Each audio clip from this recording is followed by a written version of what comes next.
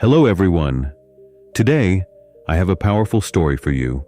A story about a mother's love, her sacrifice, and the surprising twists that life gives us. By the end of this story, you will understand how love and patience can protect us even when everything seems broken. In the quiet mountain village of Saran Valley, life moved slowly. The mornings smelled of cold mist and wet soil. The pine trees stood tall, guarding the village like silent protectors. Every evening, the sky turned deep orange, and the sound of the river followed people like a soft lullaby. Inside a small wooden house at the edge of the valley lived Mira and her 11-year-old son, Ryan. Mira worked as a tailor. Her hands were rough, her back always hurt, but her eyes held a gentle light. Every night, she stitched clothes by a small lamp. The needle's tick-tick sound filled the room like a heartbeat. Ryan often sat beside her, drawing pictures or doing homework. He loved watching her sew. He said the thread in her hand looked like magic lines, but there was a truth hiding behind those magic lines. Mira's health was getting worse. Her cough came often. Her breathing became heavy. Sometimes her fingers trembled while stitching, but she never let Ryan see her pain. Whenever he asked, she touched his cheek and said, "A mother's smile is stronger than any pain." Ryan believed her. One cold morning, Ryan saw Mira drop a cloth from her hand. She bent down slowly, like every breath cost her strength. He hurried to help. "Mama, did something happen?" Mira straightened her back, forcing a smile. "No, my boy, just tired." But Ryan noticed something new. Her smile looked thinner, weaker, like it was painted on with effort. That night, when he pretended to sleep, he saw her sitting by the window. She held her chest, struggling for breath. Her tears glimmered in the moonlight.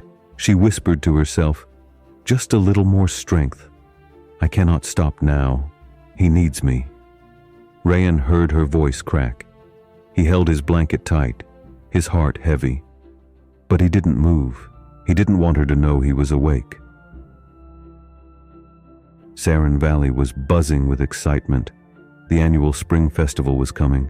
Children decorated the school with bright paper flowers. The smell of fresh paint, roasted corn, and wood smoke filled the air. Every child had to perform something. Ryan decided to give a speech titled, "The World's Bravest Person." He wrote it secretly, line by line, word by word. Every word pointed to his mother, her sacrifice, her strength, her love. Every evening he practiced behind the house near the tall pine trees.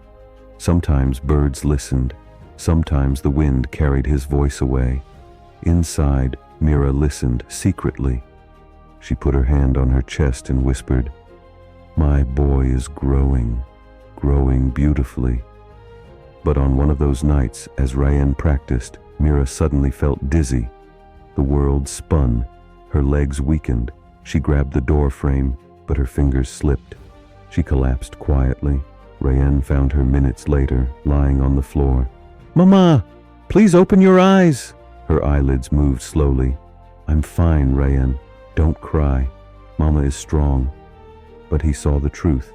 She was not strong. She was breaking. The next morning, the valley was bright and alive. Flowers hung from the school gate. Children laughed, music played, and colorful flags danced in the wind. Ryan begged her again, "Mama, please stay home. You need rest." But Mira shook her head. "With my last bit of strength, I will watch my sun shine." She wrapped a shawl around her shoulders. Her hands trembled. Her steps were slow. Still, she walked. At the festival hall, she sat in the second row. Every few minutes, she held her chest, but she continued smiling.